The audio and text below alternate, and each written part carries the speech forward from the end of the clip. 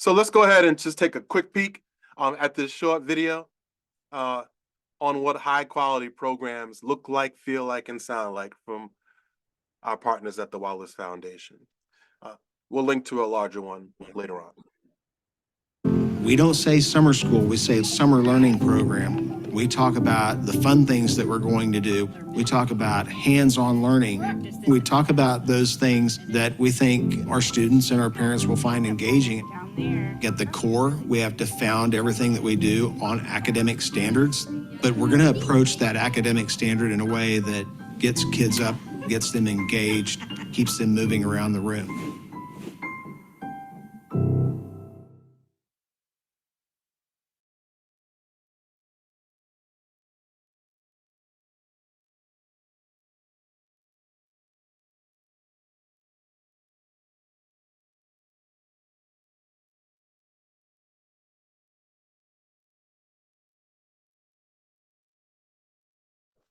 Hello, everyone. We are excited to move into panel 2. Thank you so much, Broderick, for all those inspirational words, and what an incredible a video about the amazing work that's being done at Wallace. My name is Sterling Leha, and I lead the Special Populations Professional Learning Community at NSLA. I also serve as the founder and CEO of Innovative Camp Company. We work with youth-serving organizations to grow mission, impact, quality, and safety. I am so honored to lead this panel. We cannot talk about summer without touching on all the ways that young people grow, learn, and thrive. In this panel, we have invited experts from across different sectors to talk about the current state of youth mental health and the ways that we can support mental and physical well-being of youth in the summertime. So I'm going to invite my panelists to come up, and I'll introduce them. First, we have Dr. Zainab Oloko, from the JED Foundation, Jeff Goldner from STEM Sports, Barlone Toussaint from the Center for Healing and Justice Through Sport, and Dr. Lisa Meltzer from Nixios Consulting. Thank you so much for being here, everyone. I'm really excited to hear your voices in this amazing conversation. So let's dive right in. I want to make sure you all have plenty of time. First question, how does your organization support young people's mental and physical well-being? Zainab, would you be willing to go first to tell us about the current status of youth mental health and the work that the JED Foundation is doing with this framework? Absolutely. Can you hear me okay? We got you. Thank you. Fantastic. So again, everyone, my name is Dr. Zainab Okolo. I'm the Senior Vice President for Policy, Advocacy, and Government Relations at the JED Foundation. And as many of you might already know, the JED Foundation is a nonprofit organization that focuses on promoting the emotional health and well-being of our nation's youth through the prevention of suicide amongst teens and young adults across the United States. The organization was founded in 2000 by the Satao family after unfortunately losing their son Jed to suicide. And Jed ever since then has worked directly with college campuses using our comprehensive framework to ensure that college campuses have a clear way of addressing youth mental health by creating communities of care and cultures of care on campus. Some of the key ways that we address this includes our campus programming, our JED campus programming, which is our cornerstone programming that focuses on a nationwide initiative that assesses and supports mental health resourcing and promotion on campus. We also have more targeted programming focusing on elevating and incorporating youth voice, like our programs that include Set to Go and other mental health resources. And then, of course, we focus on policy advocacy, both state and federal, where we're looking at ways in which to scale some of the strategies and know-how and research that we have found to really move the needle on youth mental health over the last 25 years. Thank you so much. Jeff, STEM Sports has created something that has ease, engagement, it's exciting for youth. Tell us more. Yeah, thank you, Sterling. At the heart, we're a STEM education company, which obviously the outcomes need to be that we're showing the youth that engage our curricula with the jobs and the careers that are waiting for them, perhaps after year 12, after year 16, et cetera. And the earlier they find that opportunity or that career path, the more enhanced their education path is. So that's an important thing. But basically, we teach K through 8 students, provide the curriculum for K through 8 students to learn STEM, but using sports as that real life application. And I think that, one of the foundations that we kind of operate from is, and we all know this, that the physically active youth is a better student, right? So the fact that there's movement involved and there's a physical activity, there's a hands-on learning methodology behind what we do really does foster their physical well-being along with their mental well-being. So we know that kind of 1-2 or double play combination is very useful and very successful. Additionally, there's 21st century learning skills that are just kind of woven throughout everything that we do. The students actually work together. So there's a collaboration to problem solve what we create. So communication amongst those groups is essential. The critical thinking skills come through that way. Leadership actually populates this also, where sometimes maybe the student that's not propped up gets the ability to get kind of quote unquote hold the mic and lead their group to problem solve. The stuff that we give doesn't necessarily have actual wrong or right answers. It might come through data collection and hypothesis. So it's just a really, the hands-on methodology, we believe, is just the most equitable way to reach the different types of learners that are out there in front of in these summer camp programs. That is incredible. Thank you so much for sharing, Jeff. Farlone, your work is really engaged in brain science, which I just love. I'm hoping you can highlight your brain science work at your organization, because if we understand the brain better, we can connect to our audience better. I appreciate that shout out, Sterling. I think, what we're known best for at the Center for Healing and Justice Through Sport is our ability to translate a very interesting and sometimes challenging topic, which is the neuroscience of it all. For us, we believe that more brain-aware coaches and more brain-aware youth workers have a new lens on life and have a new lens on how to communicate with young people.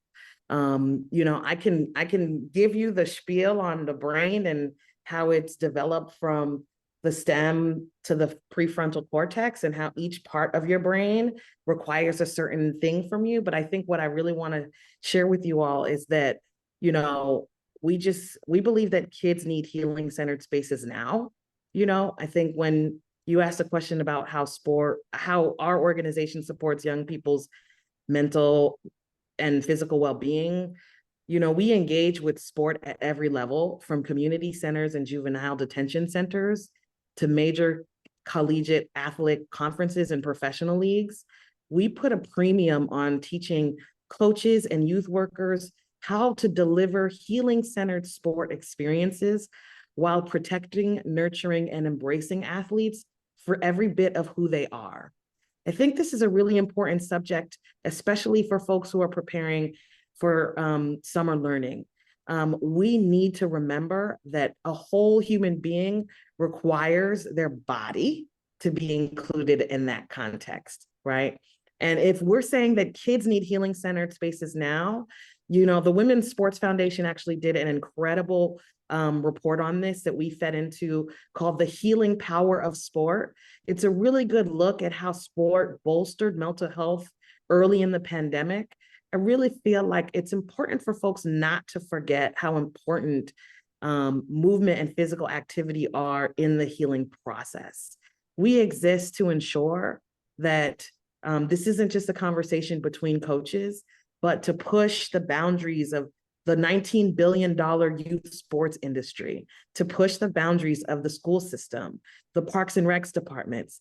This is a mental health crisis now, right? And if we're looking for innovative tools and resources on how to address that, movement has to be a part of the equation. So that's how we do it at CHJS. For us, it's important to harness the whole body, to harness the whole human. And we do that with our great partnership with Dr. Perry from the Neurosequential Network. We just translate it in a way that folks can hear and understand and realize if you want a kid to listen to your instruction, if you want a young person to really hear what you have to say, you have to make sure that they are regulated. And if there's anything you hear today at this boot camp, it's that a dysregulated adult cannot regulate a dysregulated child. Okay. I will say that again. A dysregulated adult cannot regulate a dysregulated child. And if you don't do anything, you make sure that you understand that your responsibility as a person who is doing camp, making sure that their summer experiences are positive, you must make sure that you understand dysregulation for yourself and for them. Well, thank you so much. You are getting lots of snaps and claps in the chat. I can see them coming in. Thank you for that. And speaking of the brain, Lisa, I see you smiling as Farlon talks about brain science. Lisa, you bring such a unique expertise to an area that is not often talked about in youth development: sleep. Tell us about the importance of sleep to support youth's mental and physical well-being. Yeah, I'm so delighted to be part of this panel here because as my three co-panelists have already said, we have to think about the whole child. We have to think about mental health. We have to think about movement, and all of those things we have to think about sleep. We have to eat, we have to breathe, we have to sleep. And there's clear recognition that the youth in our country are not getting enough sleep. And some of that is environmental reasons. Some of that is personal reasons. We know that sleep is very strongly connected with mental health. When kids are not getting good sleep or have poor quality sleep or not enough sleep, we know that can trigger or exacerbate existing mental health problems. And we know that kids who have mental health issues have issues with sleep. And it's not just kids, as Farlon was just saying, if you have a dysregulated adult, you're going to have a dysregulated kid. And the number one thing that contributes to dysregulation is not getting enough sleep. And so I think putting sleep at the forefront of what everyone considers for the summer is important. And in my experience, thinking about how we can do this from a policy standpoint, I've been very involved with healthy school start times or healthy program start times or healthy practice start times, right? Anything where we can give, especially middle and high school students, the opportunity to sleep a little bit later in the morning will give them greater success during the day, ensuring that our students are having the opportunity for sleep and understanding the importance for sleep. We live in a society. I just got an email a couple of days ago from my son's chess coach saying, champions never sleep. And to me, that is the worst message you can absolutely put out there, right? Like, sleep is so central. And in fact, if you get more sleep the night before, the week before, every single day, kids will be more successful. They'll be more successful in sports. We have the data showing they faster reaction times, faster performance times, shorter, more productive practices. They're more successful in STEM because they can think, they can process, they can learn. And we know in families where there's parent set bedtimes and kids have consistent bedtimes, consistent bedtime routines, that is correlated with lower risk of suicidal ideation and suicidal attempts. So all three of my co-speakers here are talking about such central aspects of mental health. And to me, sleep is at the center of all of it. Thank you so much, Lisa. It's so true, and it's such a significant part of our day as adults and the day of the children that we work with. So thank you all so much for that insight. We have many different types of summer learning programs represented today. I'm curious, what does it look like to cultivate environments that foster mental and physical well-being within all of these different organizations? Zainab, would you like to go first? Sure. So as I shared earlier, JED has used a comprehensive approach over the last 2 decades to really support institutions in cultivating and creating spaces that welcome them and do not shame them around their mental health supports and needs, particularly on college campuses. What's important to note here is that what we're building out around right now is really a renaissance time when we're thinking about mental health, because stigma did a number on us for the past 5+ decades. I was just having a conversation with a colleague a couple of days ago who didn't realize that Mental Health Awareness Month did not come about after the pandemic. It was established sometime in the 50s. And so we've always known that mental health is a key cornerstone part of health, as my colleagues have mentioned here. And so some of the ways that we do that is, first of all, we think about ways to reduce means. And by means reduction, we mean everything from ensuring that our college campuses are safe, that for students that are struggling with ideation, that there are not easy ways for them to harm themselves. And this also falls in line with certain states that have more flexible gun legislation and laws when it comes to access to arms on campus, just ensuring that there's ways to keep students that are at risk safe. An additional way that we push forward in supporting students and their mental health is ensuring that they have clarity and clear language around how they're describing and talking about the things that they're facing and the mental health resources and challenges that they're facing. What we're finding in the midst of mental health becoming a more central part of our national conversation is that there's just misinformation being passed around, right? And social media does not necessarily help because that misinformation can spread quicker than what we've been used to. So we've been combating that by ensuring that we have accurate data.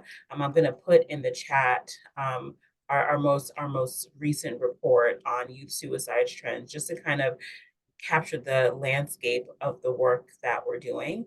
And then also to Farlone's fantastic point around dysregulated adults cannot help dysregulated children. We also do a lot of work to ensure that college campus student-facing practitioners are aware of some of the key risk signs and challenges that students display when they need help and they just can't articulate it. This also, what we're finding as we move along with this work, it helps them identify when they need help and they can't articulate it. And for a lot of our faculty members, our teaching staff within colleges and even within high schools, they have a lot more to lose when they're reaching out for help. But we want to make sure that those resources, as we think about ways to best support our students, that the adults that are working with students also feel supported as well. A lot of this is again situated within the fact that the pandemic created a bit of a community or a community shift around how we think about trauma, because we experience a collective trauma. And so we have to think about the different tiers and the different layers of society and training that are necessary to just normalize our larger conversations around mental health. And our comprehensive approach does just that. Thank you so much for sharing. Jeff, same question for you. What does it look like to cultivate environments that foster mental and physical well-being? Yeah, I think if I was to, kind of again revisit, we're a K-8 curriculum provider that is then enabled in classrooms, on school campuses, after-school programs, and camps. And so imagine, if you will, the science-centric student, right, that maybe doesn't participate physically in sports. Maybe their engagement in sports is through video games or esports. But now let's just say they have to participate in a STEM basketball program that we offer. And now they're also paired with the athlete, right? Call it the jock or the women, the girls basketball team star, and they have to collaborate and work together. Well, what's happened and what we've heard quite a bit is things like, you make sports cool for me, from the science students' perspective. We've also heard from teachers that the curriculum has maybe unlocked the athletes or the star athletes' numeracy issues, because now they got to see the math and numbers in the frame that spoke to them. So I think that's maybe how I would best answer that question. But it's not all about the students. It's really important to understand, and Farlone, you've said it, and I've written it down, instructor fidelity is really key to student proficiency. I mean, that's just key. And so our roots are really born in, of course, we're thinking about the student, but we're also, there's no way we can get to the student if we can't make something very accessible and with ease for the instructor in front of the students. So what does that mean? It means a lesson sequence that's actually very easy to offer. Even a non-educator could, and that'd be me.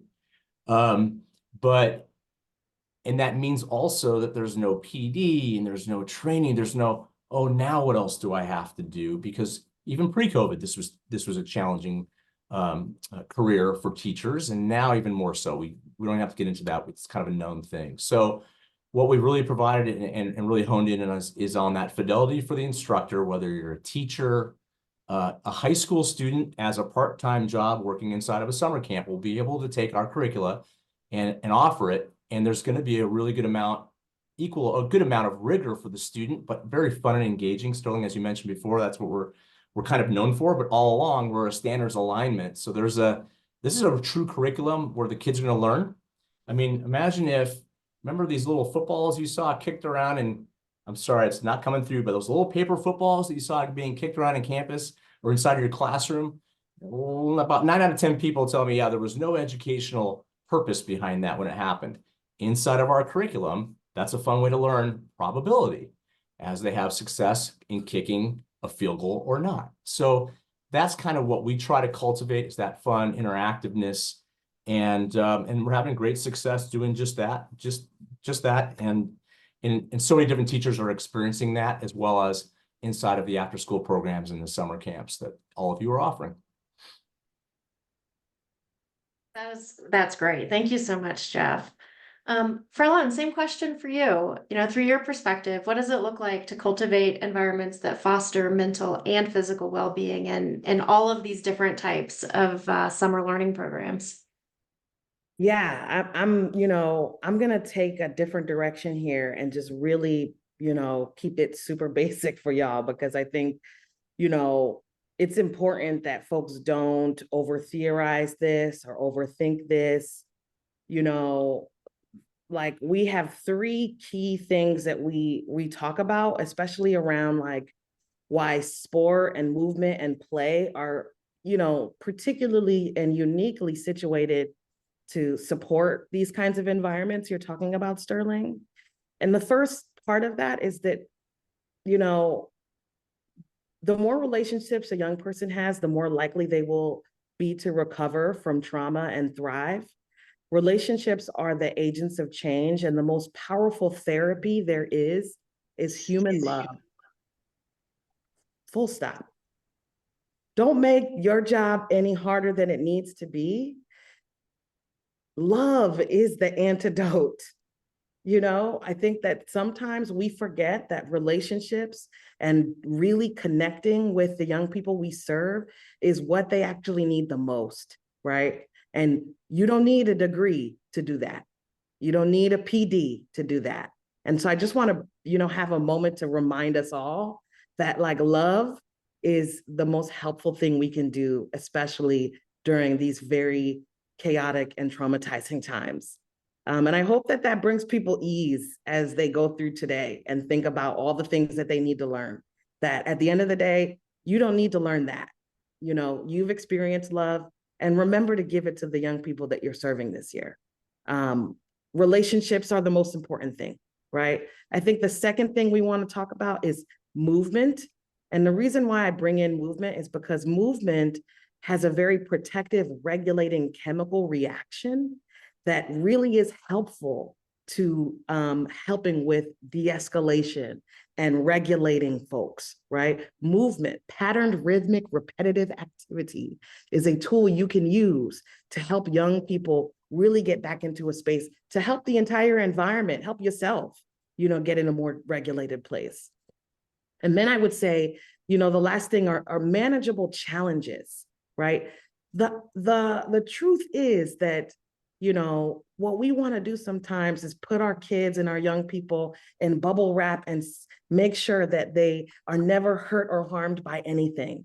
But really, the opposite of stress isn't no stress, right? They need manageable little spurts of stress that don't cause them harm, but allow them to build resilience. It's resilience building doses of stress that help young people become more able to handle it when it happens, right? And so if you incorporate relationships, right, that love piece, if you incorporate movement, pattern, rhythmic, repetitive activity, if you incorporate small doses of challenge for young people, they're going to thrive in that environment, right? They're going to do more than survive in that environment, right? They're going to thrive. And so it's just, if you can do those three things, y'all, you don't need anything else, I promise you. Well, Farlon, you might go down as the most quoted person from this boot camp. I think people are furiously writing down these snippets, which are so helpful because it is about, keeping things really simple, which there's sometimes great value to. Lisa, same question for you. Again, I love that you are talking about an area that we don't always think about. So what does it look like to cultivate an environment that fosters the mental and physical well-being within all of these summer learning programs through your viewpoint of sleep?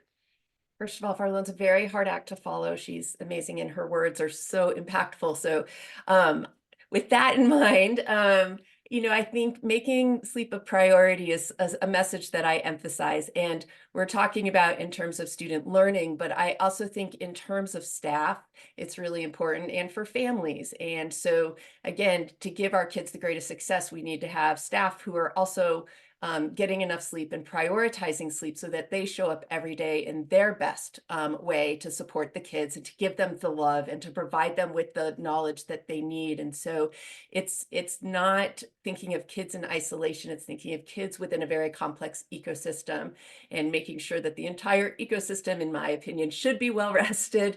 And so I think that is certainly one aspect of it. I think providing consistency, thinking about programming, again, those early morning field trips, are they necessary? Early morning activities, how often should they happen? I know some of the summer learning program people who are here today have residential summer programs, and think about what happens at night.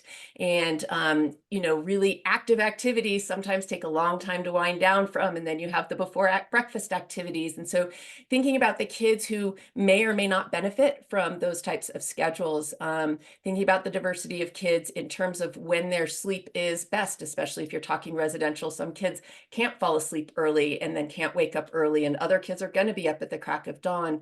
But really just sort of thinking around structure, thinking around schedules, because we know, again, sleep, the first part of the brain that falls asleep at night is the part that regulates emotion. So, you're going to get kids who are going to have more sadness, anxiousness, and that type of thing at night. I think in the morning, again, we think about kids who are already dealing with a number of mental health issues. If they haven't slept well, they may show up not feeling well. I think training for staff to recognize when a kid perhaps is sleepy. In young kids, that appears as hyperactivity. So if you have a lot of kids who can't sit still and can't pay attention, sometimes that's just a sign they're not getting enough sleep. Whereas when you get into school-age kids and adolescents, they should not be falling asleep during fun activities. No matter how boring an activity is, if you're well rested, you're not going to fall asleep. And so I think that's important to keep in mind too, is if you're seeing kids who show up and are not getting enough sleep, or who are falling asleep during the day, they're not getting enough sleep at night. And to me, that again ties with all of the other mental health things that we're talking about in the whole child. When we get enough sleep, we're able to build resilience, we're able to learn new skills, we're able to do everything that we need to do. Thank you so much, Lisa.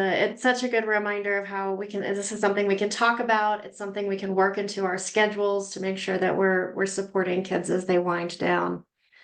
So we've got a little less than 10 minutes left, and I know you are all full of resources to share. So I would love to hear, what is your key resource or takeaway that you want to share with the audience and you want to make sure that they have access to as they dive into their summer learning prep? All right, Zainab, you're up. And I've had the honor of going first each round. So I think one thing that I want to underscore is that the work that you all are doing is so imperative. And I think that sometimes when we look at the data of what's happening with wellness, well-being, suicide being the second leading cause of death for 10-year-olds right now, it can be a little jarring, as though there's nothing we can do. But what I'm hoping you walk away from, not only from myself, but from our entire panel here today, is that there is a lot we can do to interrupt what's going on. But before we help any youth, I want to encourage everyone on the call to really help yourself to some of Lisa's recommendations around sleep, some of Farlone's deep wisdoms around rest and movement and love and community. Because when we're facing youth, they pick up very quickly what we put down.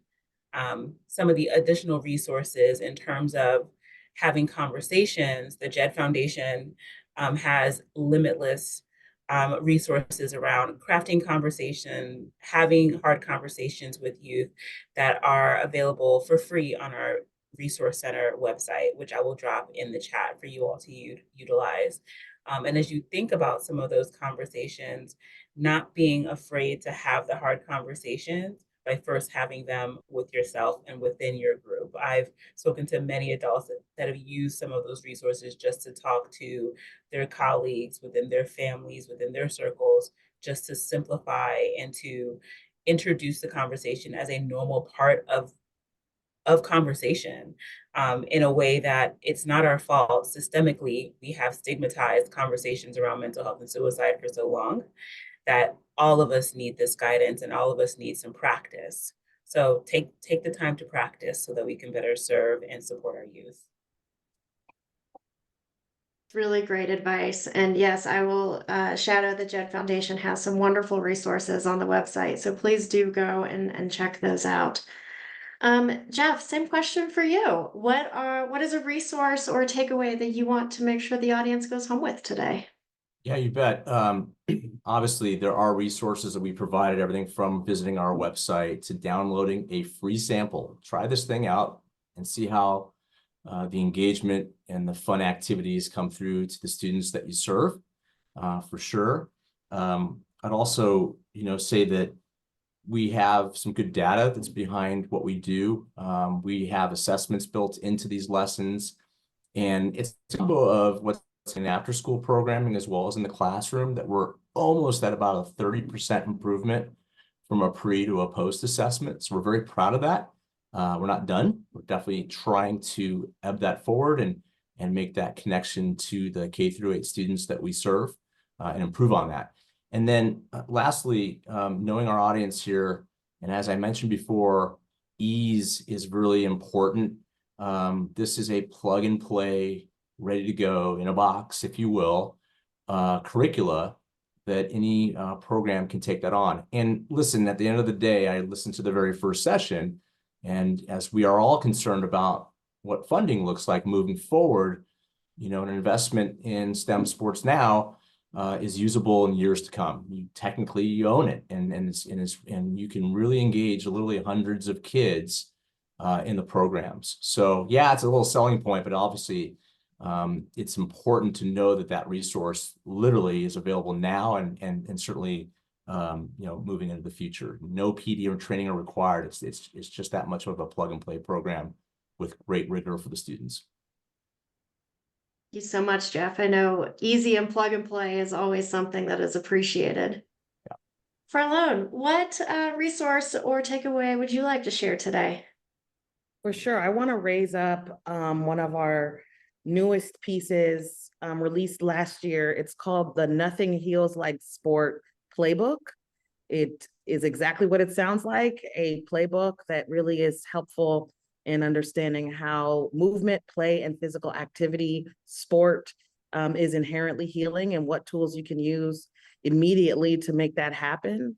I think, I also want to leave folks with, an affirmation that number one, I'm sure that if you're here, it's because you care about the young people in your program. You care about the experience that they have. And so I want to affirm you and say that coaches are caregivers too. Camp counselors are caregivers too. Librarians, mentors, volunteers, you are caregivers too, okay? Don't let anybody tell you that you're not, because you are. You are a huge part of the ecosystem of giving care to the young people that we all want to make sure end up full, joyful, happy, healed human beings. And I want to make sure that in particular, if you see yourself as a caregiver, especially after I told you so, that you realize that this playbook here gives you some really easy and implementable tools that, number one, help you understand the brain, how it develops and processes information, and how the experience of adversity impacts the brain, the body, and behavior, and the unique ways that sport can be used to support healing and positive development.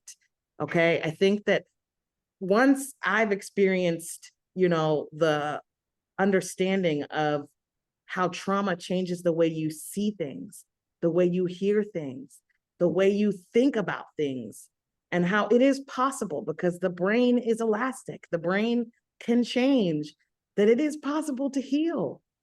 And that was something that I also didn't believe was possible. But I think that this tool has been really helpful in not only changing my understanding of that, but also the understanding of many folks who want to make sure that they are more healing to the young people because they know they need it now. Wonderful. Thank you so much for sharing that resource. I know I'm excited to check it out. Lisa, same question for you. You're gonna close us out just like a good story at bedtime. What resource would you like to share with everyone?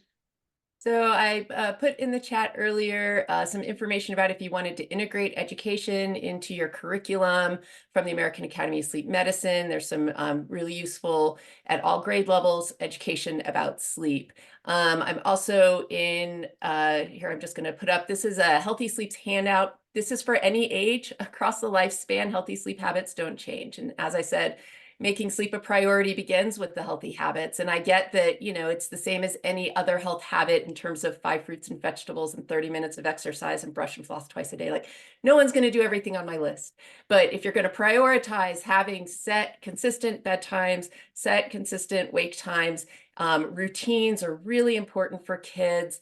I think that just emphasizing scheduling to give kids the best opportunity for sleep and helping support the kids who you recognize and your staff who are potentially not getting enough sleep. So making sleep a priority, reducing harm. Technology has been blamed a lot for both mental health issues and sleep issues. What we're finding is that a lot of kids who have mental health issues actually use their technology to help them relax and unwind at night. So harm reduction, how can we use our technology smartly to be both beneficial for our mental, our physical, and our sleep health?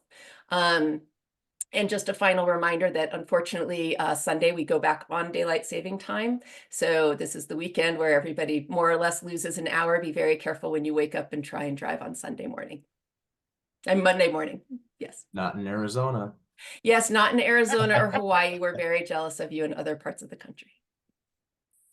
Well, thank you so much to all of you on our panel. I am so grateful for all of your words of wisdom, all of the resources. The chat is just ringing your praises in the same way. I know all of our summer programs are going to benefit from your time today. So thank you for all of your wisdom and inspiration and affirmations. Much, much appreciated. All right, back to you, Broderick. Did everybody just feel what just happened?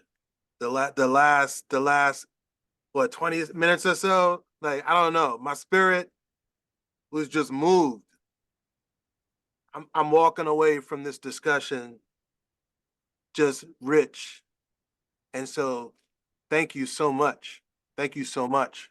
Sterling, our partner, Farlone, Zana, Lisa, Jeff. Come on, Jeff.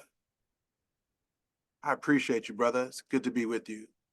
Such an important topic for us to spend time on. And thank you so much for sharing your wisdom, your passion, and your presence without question. Thank you so much.